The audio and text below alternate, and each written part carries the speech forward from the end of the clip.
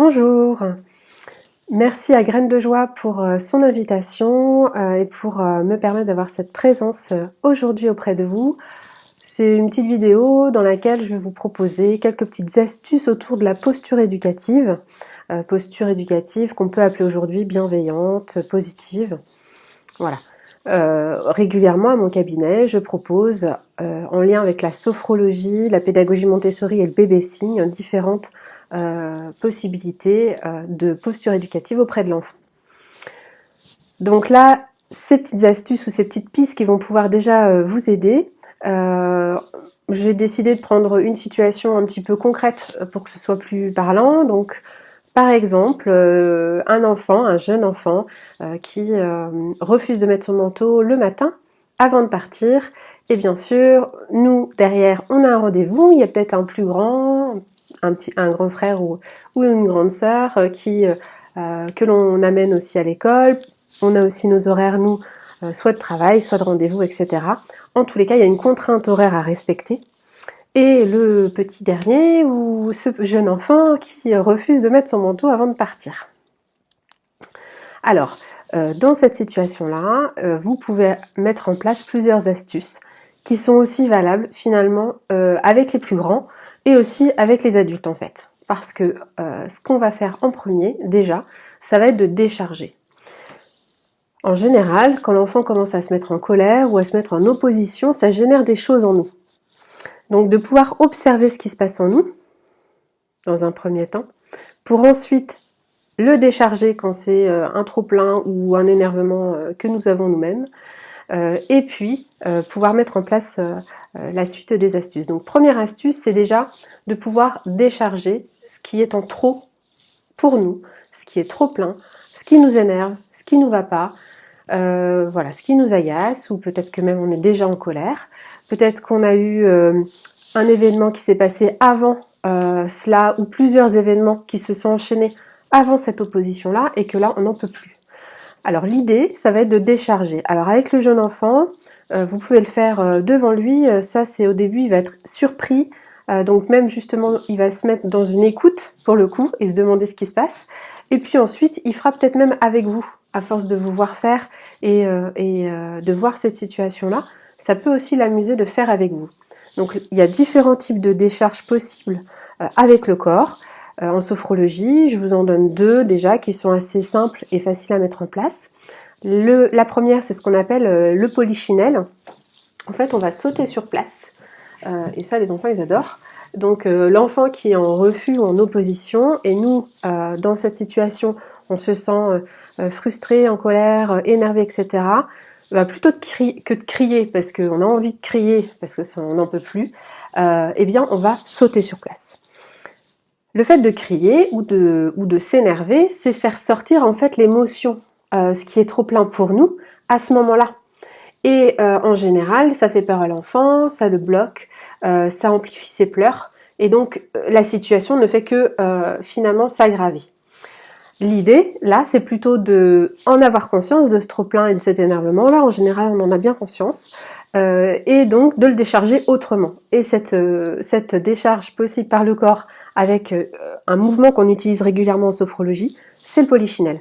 Donc, je vous montre, c'est simplement sauter sur place. Et en sautant sur place, avec les mouvements du corps, on peut expirer. Voilà. Et vous le faites aussi longtemps que vous en avez besoin, et vous allez vous sentir déjà mieux derrière, et vous allez être du coup plus disponible à l'enfant dans ce qu'il est en train de se passer. Donc au début, effectivement, ça peut étonner l'enfant, il peut se demander mais qu'est-ce qu'elle fait maman, ou qu'est-ce qu'il est en train de faire papa? Il comprend pas.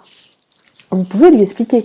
Là, voilà, je sens que je suis énervée, j'ai besoin de me défouler, de décharger, de sortir l'énervement de moi, et puis de sauter sur place.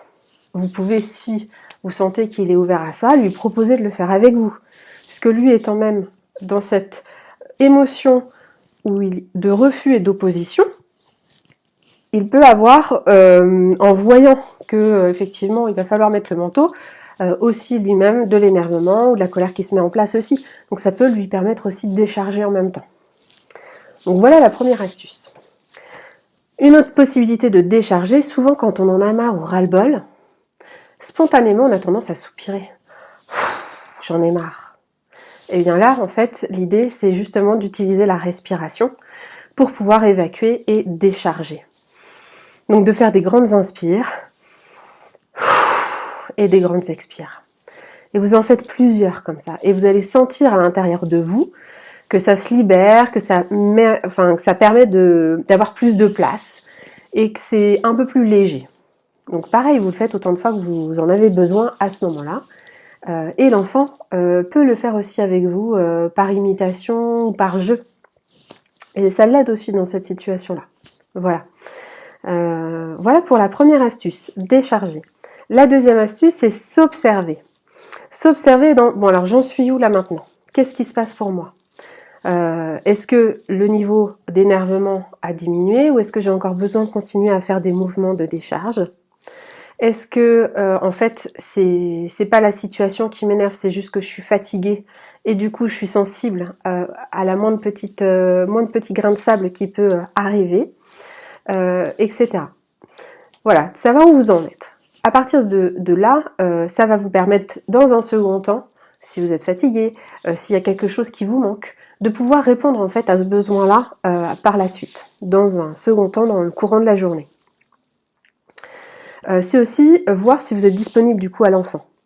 Si vraiment vous n'êtes pas disponible, peut-être qu'il y a un relais possible auprès d'une personne autour de vous, ou d'un grand frère ou d'une grande sœur qui parfois sont super contents aussi de vous aider, ou d'aider le petit frère ou la petite sœur. Parce que parfois, simplement, c'est un moment où voilà, on sature et c'est plus possible à ce moment-là. Et c'est aussi de reconnaître ça.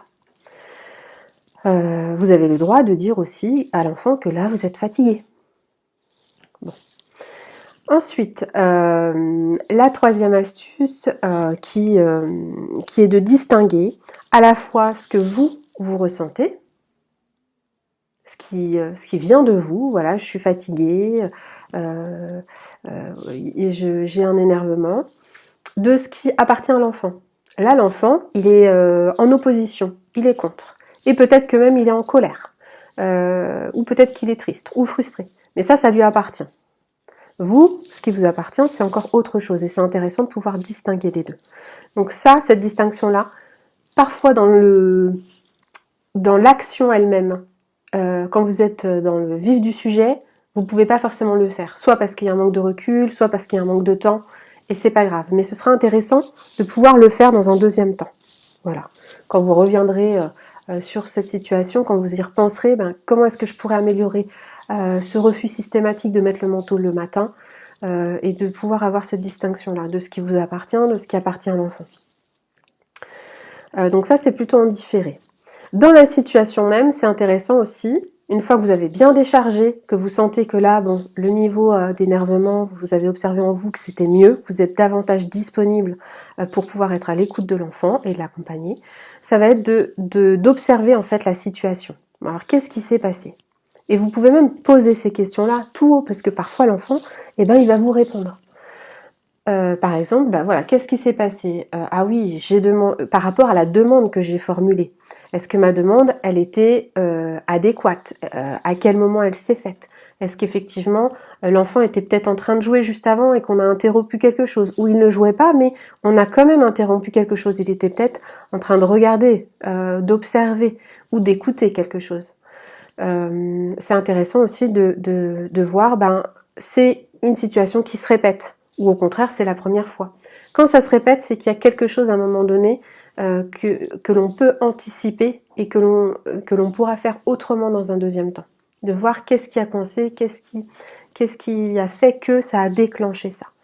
Et parfois, c'est simplement parce que l'enfant, il a décidé qu'il n'avait pas envie, en fait. Comme vous, parfois, vous n'avez pas envie.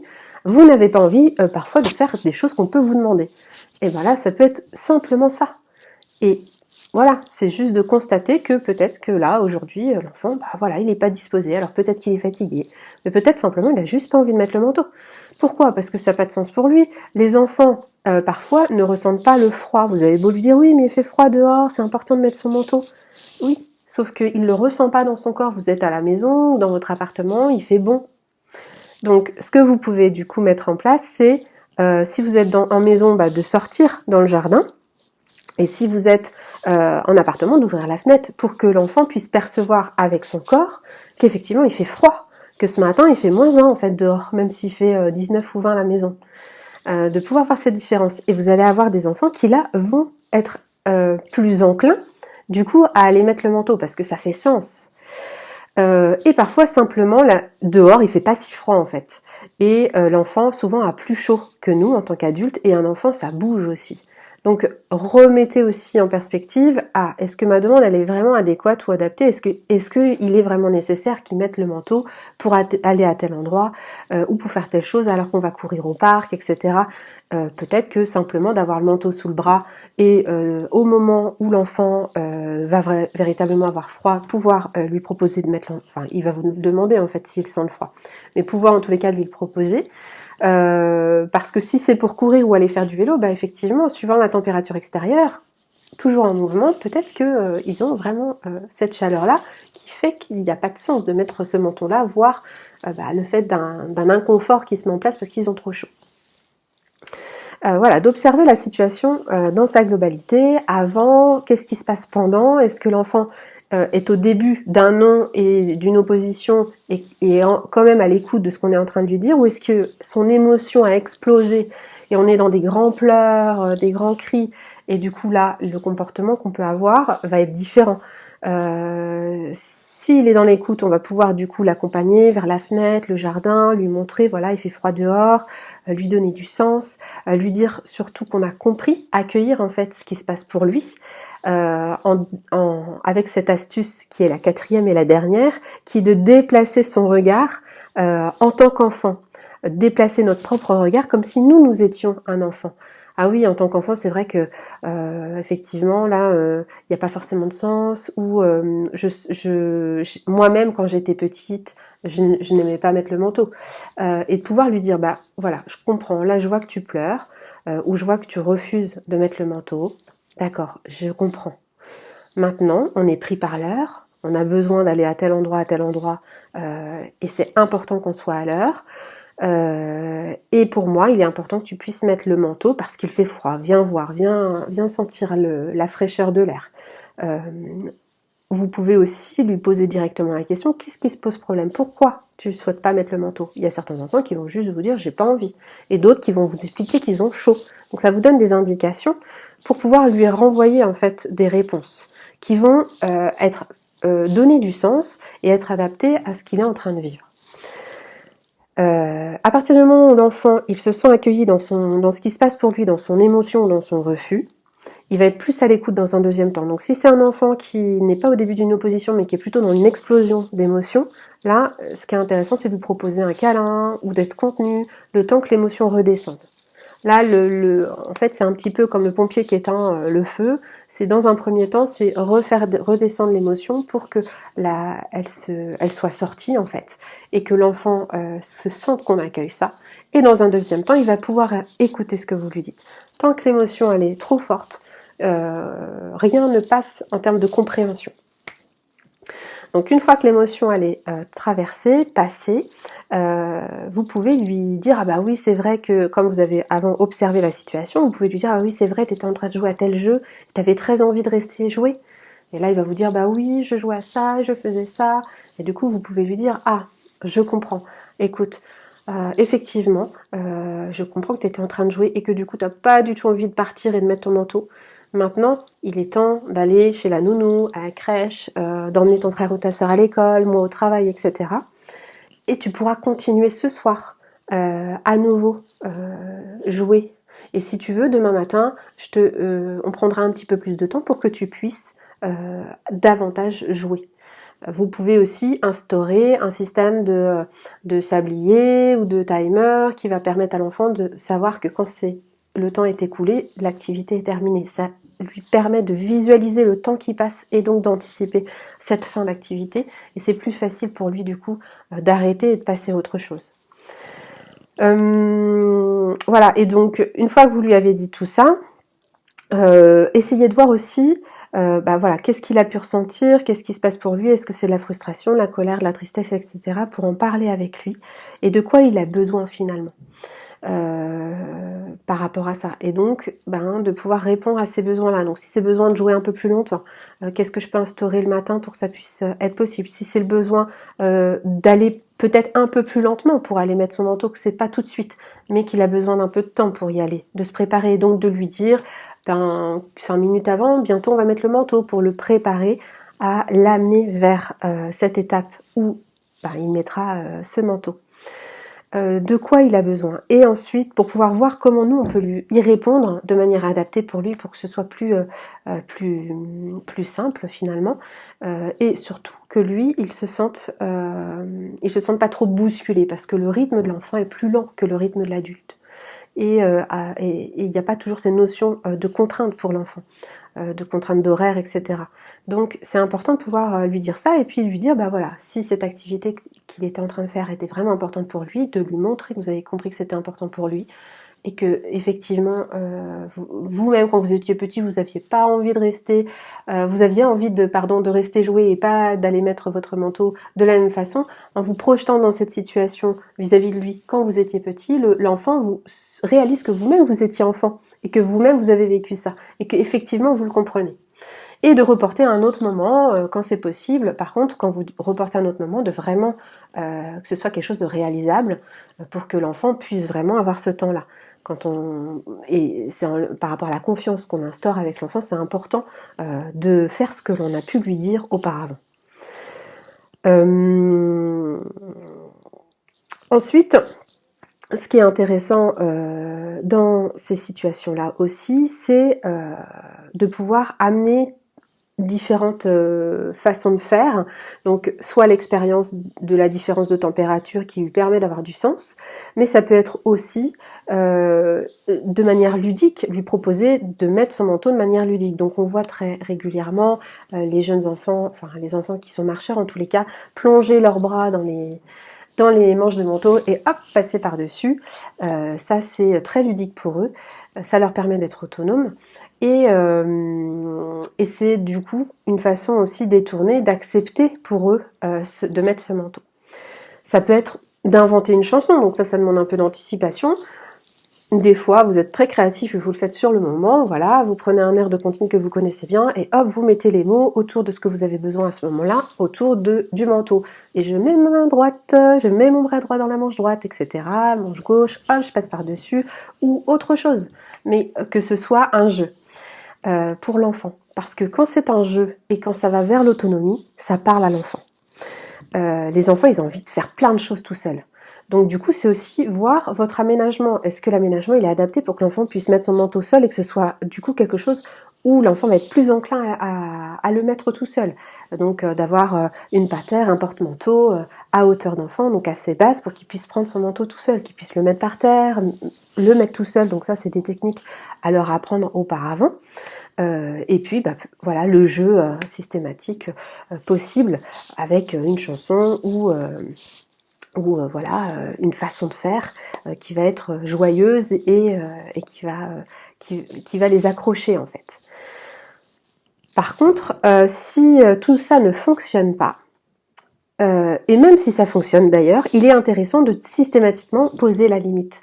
Les enfants, pour se sentir sécurisés et se sentir bien, ils ont besoin d'une limite.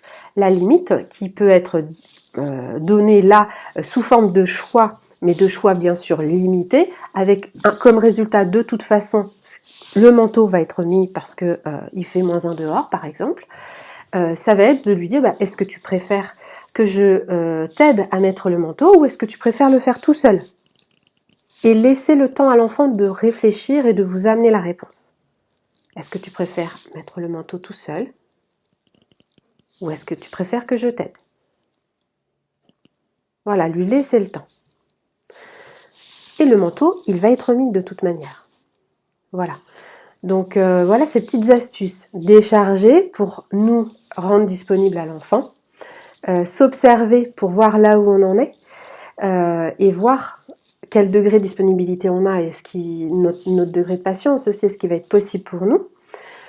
Observer la situation dans laquelle nous nous trouvons, qu'est-ce qui se passe pour l'enfant, Est-ce que je me mets bien à la hauteur de l'enfant? Est-ce que je suis aussi dans un aménagement adapté pour son autonomie? Voilà, qui favorise et quelque chose de ludique qui favorise aussi les choses. Et je déplace mon regard d'adulte vers mon regard d'enfant quand j'étais moi-même enfant. Et qu'est-ce qui se passe pour un enfant à ce moment-là? Qu'est-ce qui est important pour lui? Qui est différent de ce qui est important pour l'adulte. Donc de pouvoir redéplacer ce regard, ce qui permet aussi de comprendre ce qui se passe pour l'enfant, de mettre des mots et lui dire bah oui, je comprends ce qui se passe pour toi à ce moment-là. Et je comprends que là, pour toi, c'est difficile de mettre le manteau parce que tu avais très envie de jouer.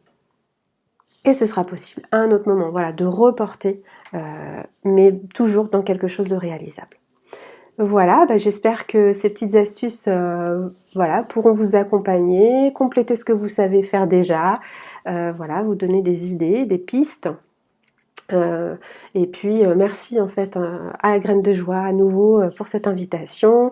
Et puis n'hésitez pas si vous voulez approfondir cette posture éducative à me contacter et à me joindre à mon cabinet qui est au sein d'un collectif, au collectif Duplessis à Verne-sur-Sèche, pour des ateliers ou des accompagnements en individuel autour de la parentalité avec les outils de sophrologie, pédagogie Montessori et bébé signe. À bientôt!